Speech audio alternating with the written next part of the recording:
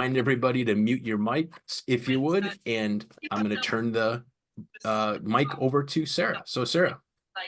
Fantastic. Hi, everyone. Thank you, Tom, for that nice introduction. So wonderful to see some familiar names and faces and also new names and faces also. I'm really honored to be here today. And really, I'm going to spend about 20 or 25 minutes talking about this topic, how we can support our clients in understanding a participation approach. I'm going to share what I've learned, some ideas, and also questions that I still have. And so I love for all of us to maybe talk about how we can handle some of the things that I'm thinking about. So just to have a few disclosures to share. Tom mentioned some of them, so I'll just kind of breeze through that. And then as I was preparing for our chat today and just kind of wrapping my head around, I'm so honored to be asked to speak in this series. I just want to acknowledge with thanks just the many SLPs who are doing amazing work, including all of you. And I often feel kind of like I'm learning and listening and appreciating like the head news anchor. And then I'm feel like a field reporter, like, okay, and then this is kind of what I'm doing here, and here's how it's going. So I'm thinking about our talk like my field report. How is it actually going? The things that we're learning about person-centered care. What am I noticing on the ground as I'm practicing each week with patients with aphasia, primary progressive aphasia, and that's really the perspective that I'm coming from today. So thanks for joining us. Okay, so our topic begins today thinking about the concept of person-centered care. And when I started to get interested in this topic about 10 years ago, this was a new term. And I remember learning and hearing this for the first time, like person-centered care, what is that? And it's kind of been interesting to see over the past decade that that term now sometimes almost feels like a buzzword where we're kind of throwing it out like, oh, yep, we do person-centered care. And similar things have happened with other terms in our field where we're like, we do functional therapy, our therapy is skilled. And although this is really recommended, like, oh yeah, we should be doing person-centered care in speech therapy. Sometimes, like, and what this systematic review really that's referenced here was talking about is it is right now more of like a rhetoric idea, like language we use, but we don't have all like the nuts and bolts figured out about what does that actually mean for SLPs who are doing that day-to-day practice, and what does it look like? So where I'm at right now, I've done tons of reading about person-centered care in the last decade, and my current definition that I really love, it's just kind of easy to wrap your head around, is from this 2020 article, and they just kind of describe person-centered care as shared decision making. So that's kind of where I've landed, and the article further defines that idea, not necessarily about like everybody having equal roles or like the same roles, but really like putting yourself in the other person's shoes and recognizing skills, capabilities, and competencies that each person brings. And mentally, where like my mental image of person-centered care is just like thinking of like sitting at a table with someone and creating a space where we can both bring those skills and competencies fully and then share together at the table. Mm-hmm. So the kind of as professionals learned about person-centered care, it's been exciting and it's felt really good. And I just over the last decade have felt like this was like an awesome direction that our field is moving in. And the flip side of the coin is with the progression of our knowledge on person-centered care, where maybe 10 years ago, we were only talking to professionals, like what does person-centered care mean? Now we're starting to talk to the clients and the patients, like about person-centered care, which kind of makes sense, right? We're also getting their input about how we're doing with person-centered care. And over time, those type of research articles that are now involving clients and saying, how are we doing?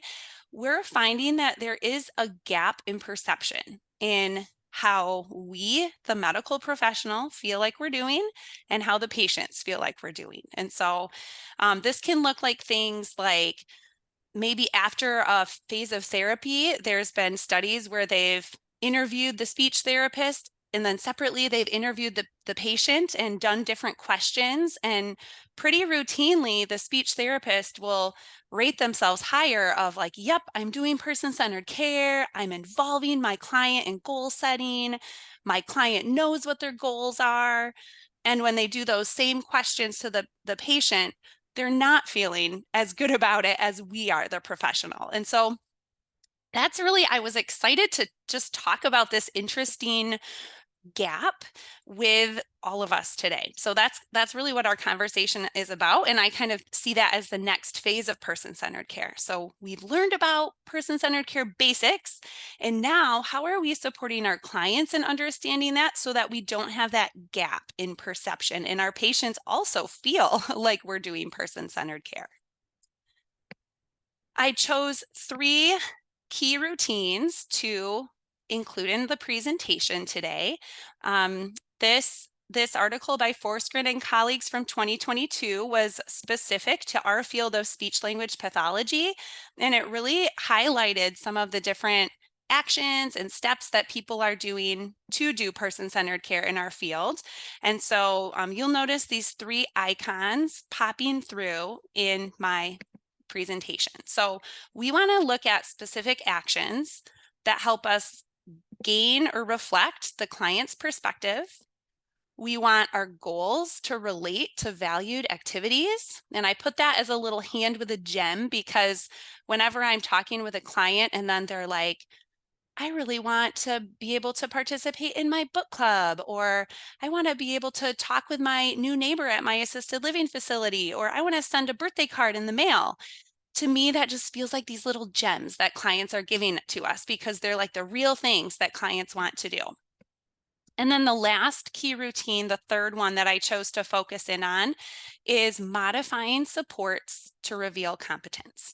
So we are going to go through some of the clinical process steps, and we're going to look at how can we do these 3 things? How can we embed these 3 routines so that we're moving it from this high level rhetoric and we're making it specific and doing a real action that reflects what we know is person-centered care. And one other note before we get into looking at assessment, I think about this a lot too, is when we talk to actually people with aphasia about what success looks like, any type of interview that's done with this topic, the people with aphasia are using words and language where they're talking about life participation or relationships or independence, and the activities that help them get back to life. And so we'll keep that in the back of our minds also. Okay, so we're going to just talk about 3 parts of the clinical assessment and where we can stick in those key routines. So the first part of the clinical assessment or the clinical process, we're going to talk about the assessment process. One idea that I have been doing regularly, and it really helps me reflect the client's or understand the client's values and really reflect their perspective, is just by prioritizing the functional needs interview for the client. This is now what I start with the client before I'm doing any type of standardized testing. And I have different interview checklists depending on where the client's at. So if I'm working with a higher level client getting back to work, I'm really trying to identify from day one the contexts that someone will need to work on to successfully return to work. So I might be asking about, do you need to send emails? Are you going to meetings?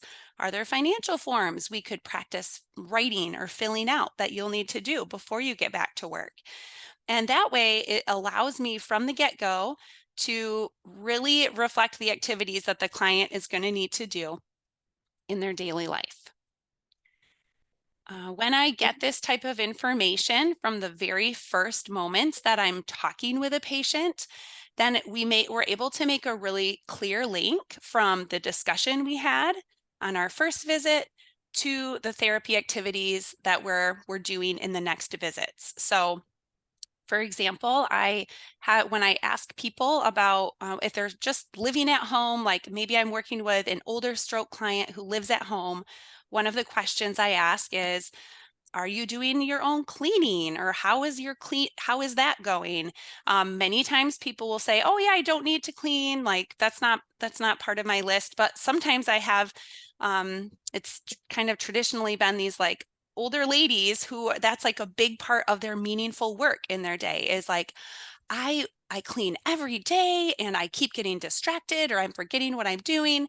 And so we just make the link from asking that question in the assessment to working on that in therapy. We might make an external aid where they have a cleaning list, or we might practice just organizing their day a little bit, but it really helps to make the link. And in that way, we're really reflecting our clients' activities back to them. There's a smooth continuation in how we're doing that.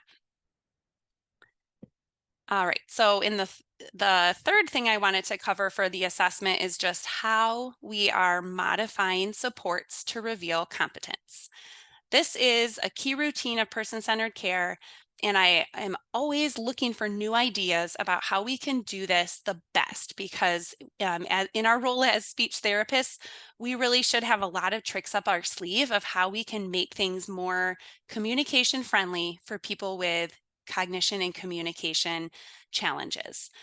This is one of the things that I've started doing for clients, just doing picture sorting. That's letting me really understand a little bit easier what priorities people have. This example in the picture is somebody who lived in an assisted living facility with aphasia. She was just looking to add some more meaningful activity to her day. And so we started with pictures of what she could do at her facility. And then we sorted them. What's important or not important for you to work on? And then from there, I had her further sort. She picked three things, and I said, if we could only pick one of these to work with in speech therapy, which would be the most important? And she picked chatting with other people. And so it just took less than a minute to do this, but if I had only asked the question to her, she couldn't respond with any words that would let me know this information. So having the supports really allowed me to reflect the values that she had. I like to include that example. It's so simple. It doesn't seem like it's like anything that new of an idea, but I think it's important to keep talking about making sure we're modifying supports to reveal competence because we know this is an area we can continue to grow in as a whole profession and as a whole field. There's been articles in the last 5 years that just show that our clients, the clients with these cognitive communication challenges, are ignored. They're not invited to participate in goal setting. And even when we look at our specific behaviors and choices as speech therapists, we're not using them very often at all. So it's within our scope to provide these type of tools. And so I think it's just one of the things that we might be able to bring in a little more that would help our clients feel supported in a person-centered approach. Okay, so things that I'm thinking about just about our assessment, and then we'll move on to the next part of the clinical process. I shared a couple things that have helped me shape my assessment to provide that shared decision making. And one of the problems that I'm noticing a ton in the area where I am, Grand Rapids, Michigan, is just the frequent cuts with outpatient therapy duration. Some of our outpatient visits are even down to like 30 minutes and just the frequency. So clients are wanting to do like, hey, they just had a stroke 4 weeks ago. They have moderate to severe aphasia and they can almost never by the hospital system get more than 2 times of speech therapy in a week, even though their insurance might approve more. So that is an interesting problem to me because it's their first introduction to really getting into this work of speech therapy. They're having no choice in the process, or they're kind of being told by the hospital system, like, this is what it is. And so I think it kind of gets us off balance from the get-go of using that person-centered approach because we're kind of in charge of some things and then we're like, oh, but you get to choose what we're going to talk about. So that's something that I think is an interesting problem. All right, let's go ahead and talk about another spot that we all face in our clinical flow, and that is setting goals with patients. So obviously highly related to the assessment area. Um, this is going to be a key area that's going to be pretty easy if you catch on to reflect the client's perspective and talk about valued activities for the client. One of the things that I've been playing around with and trying to do more and more is when I'm setting goals and also just talking about goals with the client, I'm trying to use the client's language of success. And what I mean by that is how my client is talking about things, then I want to also talk about those same goals with the client. So often as professionals, we like to go into our SLP language, right? Where we're like, wow, like you couldn't follow any 3-step commands last month, and now you're following 3-step commands. And that is fine and dandy, but I do think that we could nudge a little bit more in the person-centered care realm if we started to like link this to the things that people with aphasia have told us matter to them for a success. So rather than talking about 3-step commands, I'm really trying a little bit more for my clients to talk about like, hey, remember we had a goal for you to like do all the buttons correctly so you can make a phone call. And you're making a phone call now. You couldn't do this last month. This is an example of a client from a few months ago, and we ended up doing one of those functional needs checklists for him. And we kind of broke it up by like, these are the most important things you've chosen to work on. And there's some things you're already doing. You're on your way to recovery. So those are the things we don't need to worry about. And there's certain things your family's going to do for you. So we're not putting those on the goal list. And we just start talking about it and checking in with goals using this type of language, which is how the client was talking about success. Another angle that has helped me do goal setting that reflects person-centered care is just trying to broaden the types of goals that I'm measuring. So mainly that means starting to measure participation and quality of life. I told you about the woman in the assisted living who picked chatting with others as her top goal. And if we look at the top goal here, I could have chosen for her to measure, okay, you want to chat with others, then maybe I'm going to make a goal that you're going to be 80% accurate with the script training sentences that we work on. That would be appropriate. That would be okay. That is an impairment type of goal. However, for this woman's situation, her main concern was really not saying every word exactly accurate, but instead she wanted to be participating more and feeling good about it. So I could do the same thing in therapy with her. We're meeting the same goal, but I might write it as the client will indicate improved communication success at happy hour conversations, improved from her current self-rating of 6 out of 10. So that's a quality of life goal. Or maybe I would just want to look at how often she was able to participate and just look at that she's increasing her participation to 3 days a week instead of just 1 day a week. And yes, by the way, this is a real client and they have a really cute little happy hour at their assisted living every day. So you can see that with the exact same need for a client, we have different choices in how we measure, and we might be a little bit more person-centered if we move away from always writing impairment goals and sometimes consider writing goals that are focused on participation and quality of life. And then I just wanted to share this tool that's been helpful for setting goals. Probably a lot of you know about goal attainment scaling, but this has been kind of a helpful way to take those weird and messy life situations that clients bring up, and you're like wrapping your head around like, how can I even put this into a goal that I could measure if this got better or this didn't?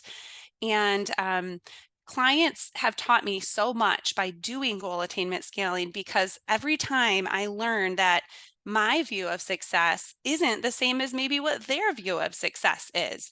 And by giving them the opportunity to define what's successful to them, it's just another way to make it person-centered, where it's like, oh, like, I guess I was going to pick, for this example, this is someone being able to cook and follow a recipe. And like, I was like, hey, you're going to be able to cook 5 days a week. Like, that's what success is. And like, for this person, they had a more modest goal of what success was. And that let me like tone it down a little bit and meet what their needs were. So, all right. And then just the last idea I wanted to share for thinking about setting goals and talking about goals and progress with clients. I just really love this article by Dr. Baylor and colleagues. She has what she called the participation focused intervention framework. And she really starts her conversation with motor speech clients, which really applies to our aphasia clients also, as like, what is your most important conversation? And I think, wow, if that's how we started and set the tone with our clients for the assessment and goal setting, that's going to help them understand what our role is so much more. And here's a recent example from that same client. Um, I used this type of approach with him, and you saw kind of the list we started with. And I just redid this with him last month. And all of the green highlight things are things that he's progressed on and he's doing since I've been seeing him for several months. And it was great to have this discussion. He got back to driving, which was kind of his tip top goal. And so we said, okay, what's next? And he brought up photography, which had never come up in any of our conversations. But because we had like set the relationship and the tone of like, you understand, like, we're chipping away at your life needs and context, he provided new information to me. And that's really when I feel like we're on the same page and I've allowed clients like the space to share anything that they want to work on. Okay. And just if I was kind of like reflecting on goals at this point, I'd love to hear from others, like, what goal setting tools have been so helpful for you in helping clients really understand this person-centered approach, and what do we still need? Like, what are we dreaming about for our future for helping support competence? I think we probably still have more things that we need to modify supports to help clients express what they need. Okay, and then just last couple minutes here, I wanted to talk about documentation. Oh, it always sounds so boring, but in the Forsgren article, they really express that documentation is a way that we can really like express the way that we've done person-centered care. So just wanted to take a minute to think about that, and how in documentation are we reflecting these things that we're trying to do in our therapy moments with clients. All right. So, one idea that I have that I've gotten better at since I started doing person centered care is just trying to include communication strengths and supports when I'm talking about a client. Really, we could also say this is like, we got to document about AAC. I'm still seeing that not happening enough where I am, where it kind of feels sometimes like a physical therapist who's just like saying, like, yep, this person can't walk. And then it just kind of leaves you hanging because you're like, well, what are we supposed to do in the meantime?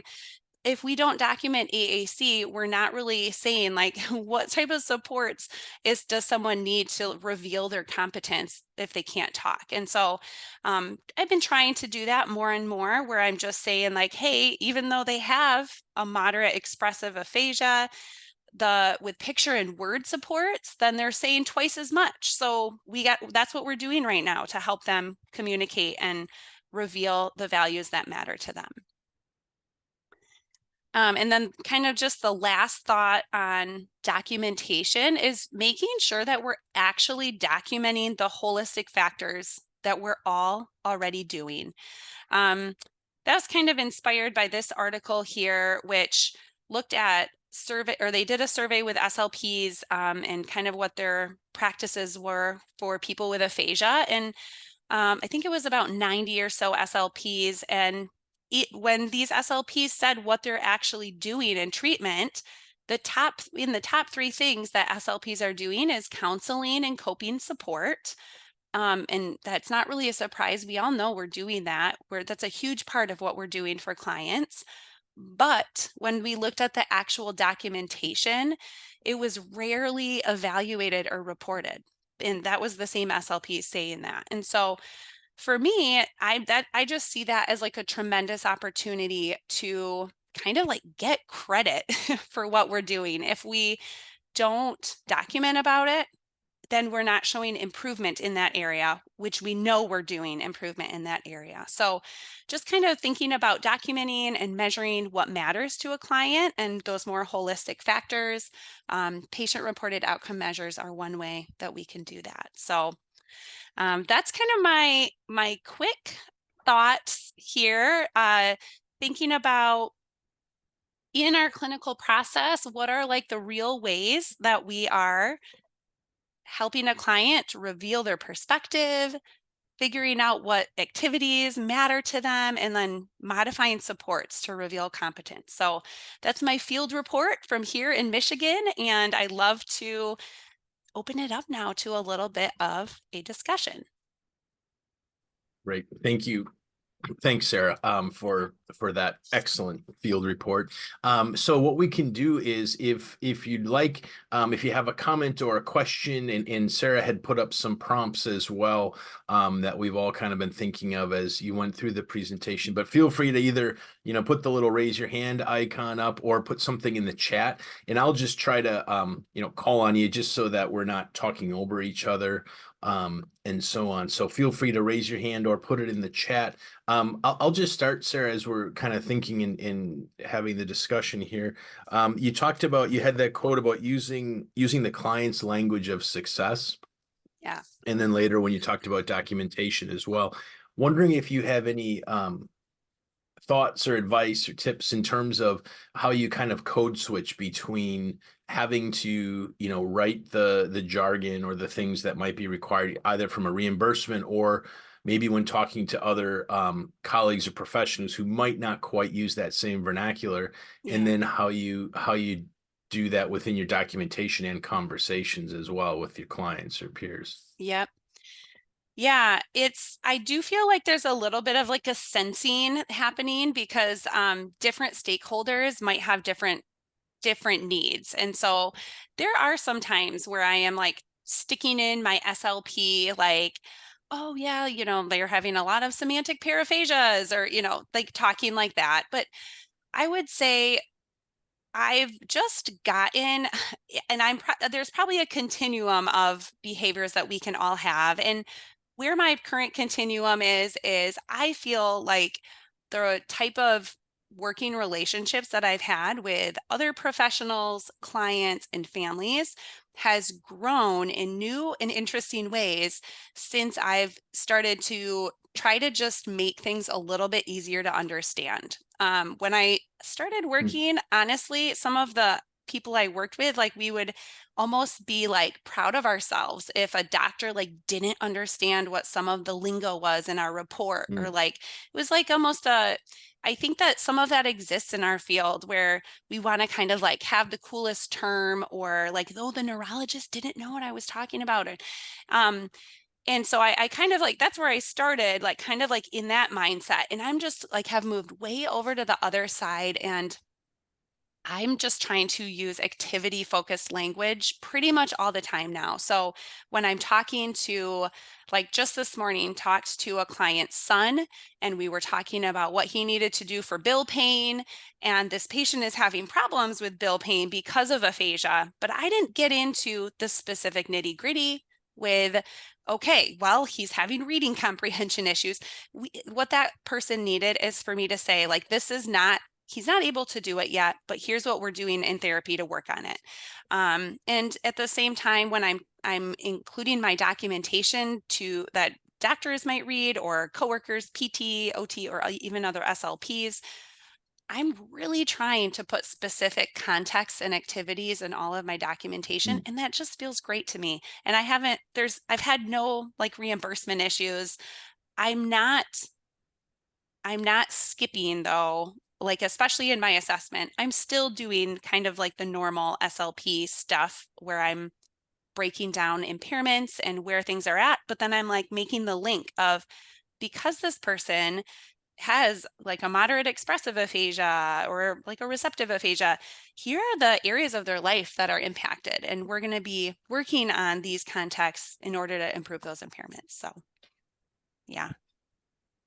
Anyone else want to chime in on like how they're addressing that or thinking about it? I know I might be kind of on one end of the spectrum. I actually do have another question, Sarah. This is Marianne Eller. I work at Duke Regional Hospital. I work in acute care and acute rehab. So I'm curious. I love your functional checklists. I use them all the time, and they're really, really helpful.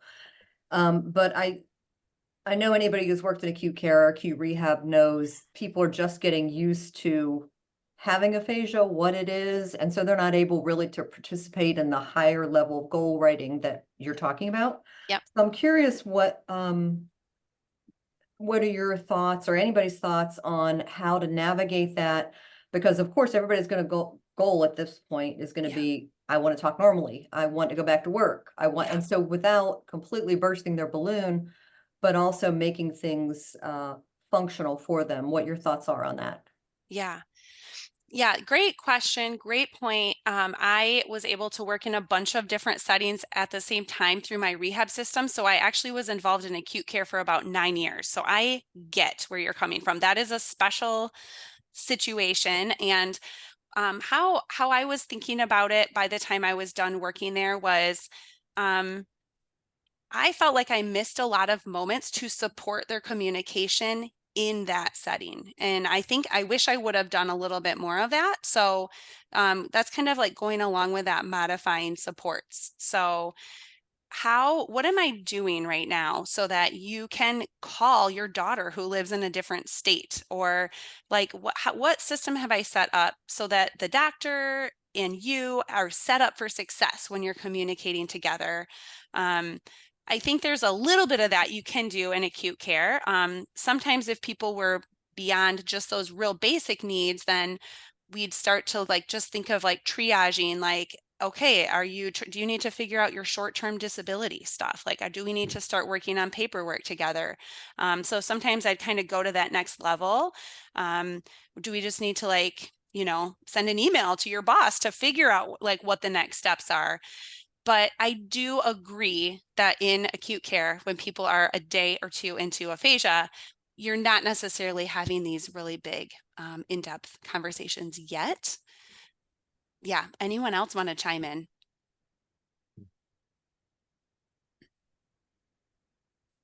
I've We worked a do. little bit in acute care and whoops, sorry, I don't know if that's on. Do you guys hear me? We hear Yep. you, You hear Michelle. me from all the way up here in Canada? Yeah.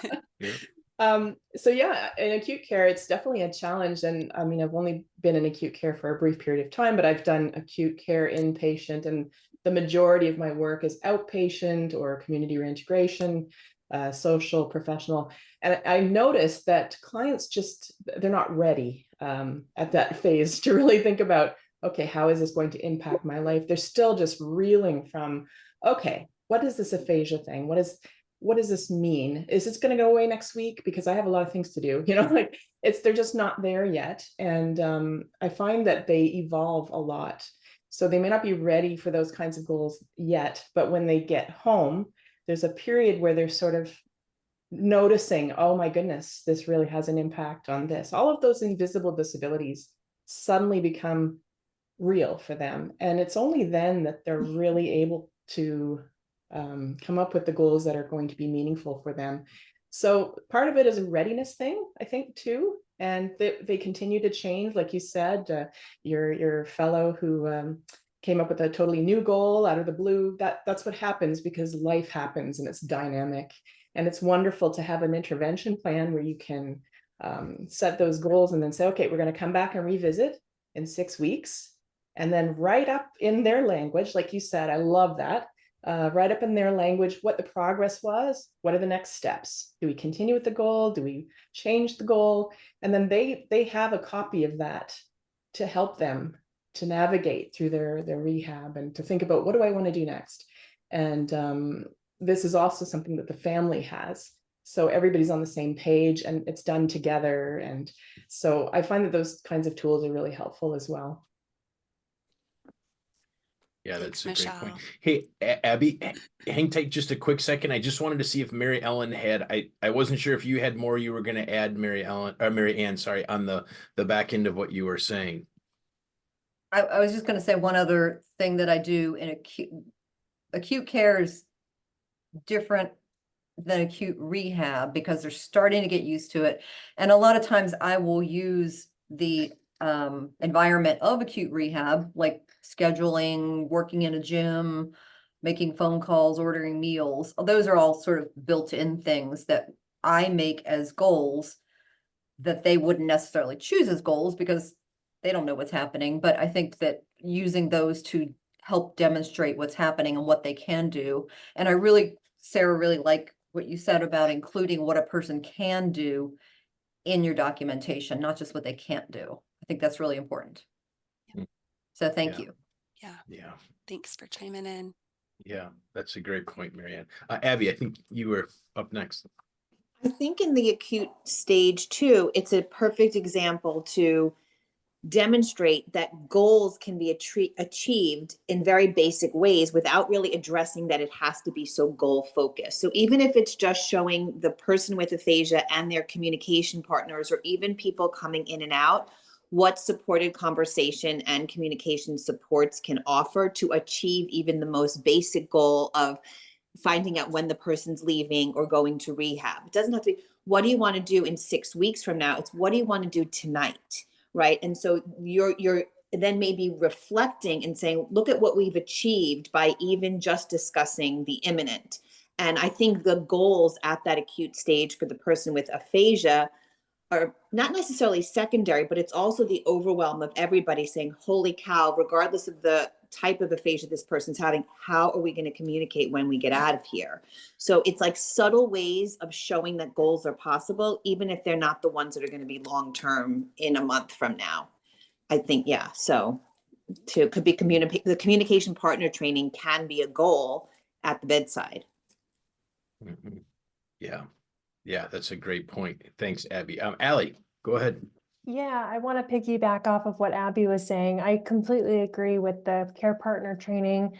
And I also think that in acute care, it's a great time to introduce AAC right off the bat, because even just day one, if you're having extreme difficulty communicating with your nurse, let's give you an opportunity to do that. And Sarah, I think that your example at the end about, if a PT said, patient can't walk. Okay, next. That's so true. We do that. I know I've done that. And so I think, Mary Ann, when you said, they're not ready to hear the long-term goals and you don't want to burst their bubble, you can meet them where they are and say, I don't know what tomorrow's going to look like. I don't know what 6 months is going to look like. I know you're having trouble communicating with your nurse today. So here's a communication board and we'll see you tomorrow. So to that point, and Sarah, you had brought up, and I think it was one of the, we started out talking about shared decision making and person-centered care, shared decision making. Do you have thoughts and, kind of to continue on the acute care part of in those first days, is that a shared decision making, like, what do you want to work on? And somebody says, I don't know, this is 12 hours new for me. So how would I know? And is there the potential that we might, I don't want to say err on that, but are there ways that you can be patient-centered or person-centered without or with, collaboratively develop goals? Yeah, that's a good point. And I feel like, I'm in more of like an outpatient setting now. So some of the examples I gave are like, we're having those extended conversations that wouldn't be the same in acute care. So I think person-centered care in acute care, first of all, like the severity level can also be a lot worse, to the point where you know, cognition is really impacted and someone is not even going to be able to say what they want. So I think the ideas that have been shared still fit and work, right? Because instead of us just viewing our role in acute care as I'm going to just do a laundry list of all the things wrong and all the impairments, and you know, they couldn't read single words and they couldn't follow directions. But really, it's in our own mindset of like, where is this person at and what supports do they need to function right now in this setting? To me, that's like that's person-centered care, because we're providing the supports to bring them to the table, even if they can't really contribute further at that point. Mhm. Yeah, that's a great point. Great point. I wanted to read, so Michelle, I'll read what you have and then Michelle Armour, and feel free to jump in. Talking about goal setting, you wrote, one of the things that came to mind was discussing shared decision making was the live cards. They're wonderful for that. Your photo on what was important and not important for the person with aphasia reminded me of this tool. Definitely helpful, and I think helps the patient start thinking of goals that they might not have considered as a goal for speech therapy before. And Michelle, you've used those or had some of those experiences where it jogs the patient's thoughts, or Yeah, so I've treated across multiple levels of care as well, but right now more at the community setting. And so for that setting specifically, I think they're wonderful for outpatient, because kind of like people have alluded to, when you ask a person what their goals are, they say to talk, right? And so it's like, okay, but I think it helps them think about all of the ways we use communication outside of just everyday conversation, and really helps me learn what their hobbies are if they are having difficulty telling me, or if they don't have a lot of family there to kind of help them brainstorm some of those ideas. And so I used them actually recently with someone who has a very severe aphasia, and had, you know, done it kind of to the protocol where the family wasn't there, but then revisited with the family there. And I think it was just a really eye-opening experience. And he was able to communicate so much just by, like you said, kind of card sorting and showing us what is important to him. And he could really show us which ones were extremely important and which ones were like moderately. And I just, yeah, it reminded me of it when I saw your picture. I was like, okay, yeah, I like that. I like how you use it across your levels of care. Yeah, and really when you're doing that, just to kind of tie that action to Abby's point, it's helping shape their understanding of what we do in speech therapy. So like, even if you're like, I'm just triaging the moment right now, they're understanding what we do in speech therapy. So as those needs evolve, I think just makes it easier to have those conversations.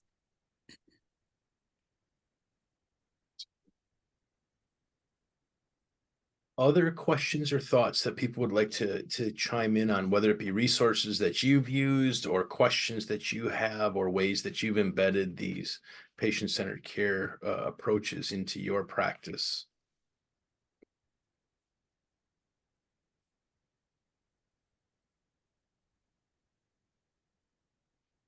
Abby, go ahead. I have a comment, and maybe you all can help me, but I have trouble being consistent with using prompts. I do the confidence rating scale, I'll do the CPIB. I find my subjective intake and, you know, conversation that I have very revealing in and of itself, and I don't adhere specifically and well enough to doing them. And if I do them, I don't repeat them perhaps regularly or ever. Any So suggestions on like I'll jump in, because really, so PROMs, it's a patient reported outcome measure. So they have established PROMs, which are really can be nice because you don't have to come up with the questions. They're already there and you get a number. But Abby, if you're getting the info from the client, fantastic, because you got info. And what I would say is just stick up a little rating scale then. So let's say they are like, I want to talk at my book club or something, you know, you learn that. And it's like, then just in that moment, you can get a number like how confident are you with participating in your book club right now? Here's like a 1 to 10 scale. So that way you're still doing a patient reported outcome measure. It's just not like a published one. It's one adapted for the client. That's what I would do. Easy. Anyone else have ideas, workarounds?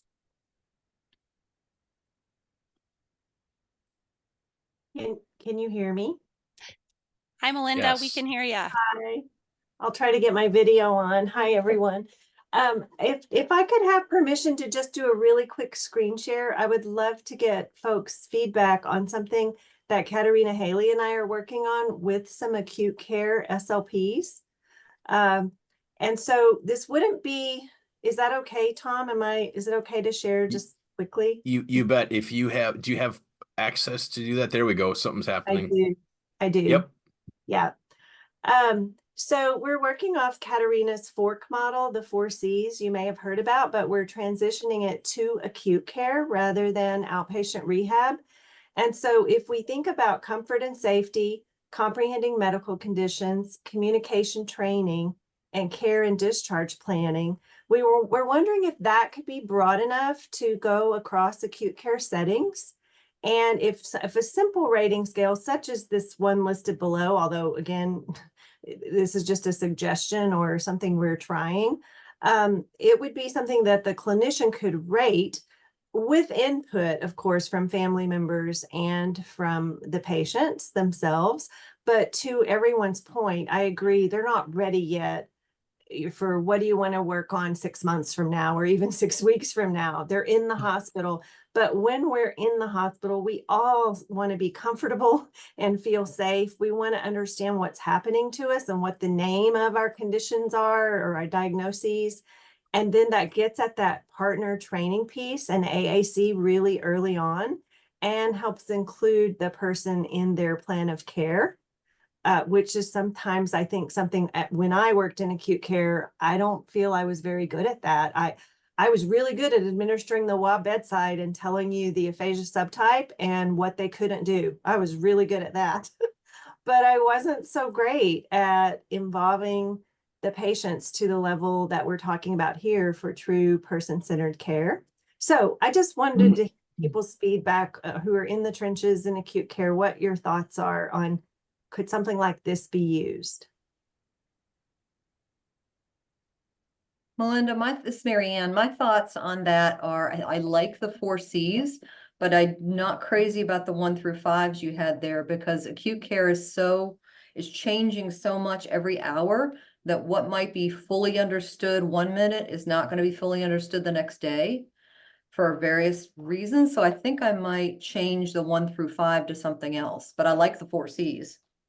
Okay. And yeah, to your point, it changes hourly, right? Minute by minute sometimes. And so, but if you're trying to document, because that's what we keep hearing is why people are making these impairment goals. Because my argument would be, yes, and when we write, we'll follow 2-step directions, we'll answer yes, no, that changes hourly and minutely too. And so how are we getting, like, what is it that we need to be measuring or reporting for reimbursement purposes, but that could be meaningful and that could show, like Sarah, I really liked that note you had where you talked about with supported communication, they doubled the number of words they could speak or the number of things they could understand.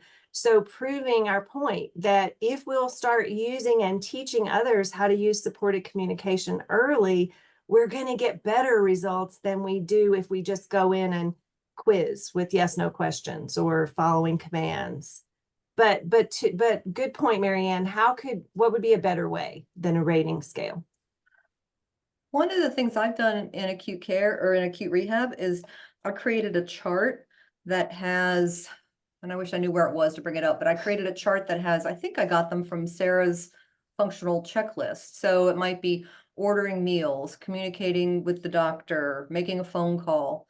And then in the chart across the top, it had what level of assist, I think I just did min, mod, max, and then to the very right, what supports are needed to do that thing. So I mean, it's not the most objective measure, but it gets to the functional need, and then it gives you a min, mod, max, and then it gives you what support is needed. And then I would report that each week in my biweekly note. Okay, they needed min assist to make a phone call last week. Now they can do it independently, and they needed this support last week, and now they need that support. That makes sense. So what level of assist and what support is needed to qualify or clarify, even if I'm trying to think if your examples would fit under the C's. To me, they fit under comfort and safety, Mhm. comprehending their medical conditions, and then partner training, you know, like whether that be other hospital staff or family members. I feel like whatever framework you use, I mean, there's lots of frameworks you can look at all this through. And the framework that seems to make the most sense in the early days is just functional stuff you gotta do and communicate. Um, so and that seems to satisfy payers because, you know, you want, I mean, in acute care, it's not that much that you have to prove, but still I think it makes the most sense if somebody's gonna actually read our notes, why we're doing what we're doing. Yeah, because that would be the goal too, is to help the inpatient rehab SLP who reads the note, give them a sense, to your point, of what level of assist and what kinds of support are the most helpful, Yeah. right? It'd be a better transition. And I can look that up and share that with you guys if it's helpful at all. Thank you. Yeah. Thank you, Melinda, and thanks for that work and for sharing that. That's great. Great. We have about 4 minutes left. Other questions or things that we should address or pick Sarah's brain on? I do have one. I'll start my question to you, but jump in if others have. I made a note early on, Sarah. You talked about some of the barriers, and you mentioned hospital systems, that you're hearing more about hospital systems, and I've been hearing and experiencing that too, and it feels a bit like there's potentially maybe a transition of barriers that, well, we used to talk about insurance companies, and maybe this is an upper Midwest thing. I don't think so, but that staffing and admin requirements and so on seem to be putting some barriers on availability and scheduling and so on. I wonder if you could talk just a bit about those barriers from a hospital system Yeah. rather than solely insurance. Yeah, so just this calendar year, have a client who very motivated to get as intensive therapy as possible. And basically the neurologist had, like, mentioned like this importance. And so the family's like all on board. And basically his outpatient therapist, so 1 month post-stroke, he started getting just like the 2 times a week. And they also kind of approached me at that point. So I'm kind of like private practice. So that's kind of how I got involved in the story, because they only got 2 times a week. And they were like, he's fine. He's getting 2 times a week. He's fine. That's what the other therapist said. But like the family's main goal was, at that point, they wanted him to get five days a week. And so it was just kind of like an interesting problem, because it's maybe kind of like the patterns of like, oh, well, we just see people for 2 times a week, and that's just our habit of what we do. And it wasn't really a reimbursement issue. I mean, he's gotten everything reimbursed. And so that's kind of interesting, because if we really, to me, that feels like a critical moment when someone's ready to dive into the work of like what aphasia therapy is. And then it's like, you're fine. Let's just do 2 days a week, or like not listening to that key concern. So I've just been experiencing stuff like that happen a little bit more. And then with that same client, he is now about 6 months post-stroke. I mean, just consistently making progress. And they're just like getting ready to discharge him now. And I mean, I'm like, I'm going to see you for at least another 6 months. Like we're just going to ride this train and keep going. And it felt so confusing to me to hear that they were discharging him too, because again, there hasn't been any insurance issues, but it's maybe like a pattern almost of like all of our clients just kind of do this. So that's really the problem. Sorry, I spent the whole time talking about the problem. Anyone have a great, easy idea? Yeah, good point. Good point. All right, no solutions that I can put Yeah. into place tomorrow. That's a great point. I appreciate you bringing that up though in this presentation, because I think that's another point of attack in terms of mitigating the barriers. Yeah. Okay, gang, so we can get everybody to lunch and next sessions and so on. Thank you to Sarah for all of your work. Thank you all for being part of this. A reminder, April 3rd through the 5th. We'll see you all in Pittsburgh for the summit. So make sure to have that on your calendars to be there as well. Again, Sarah, thank you for your information and content. Sarah's accessible and reachable. Sarah, your best email for people to Yep. reach you at is? Sarah@honeycombspeechtherapy.com. Thanks all for making it work today. Appreciate it. Okay, great. Thank you all. Appreciate it. Thanks very much, Sarah. Have a great rest of the day, everybody. Thanks, Sarah. Bye-bye.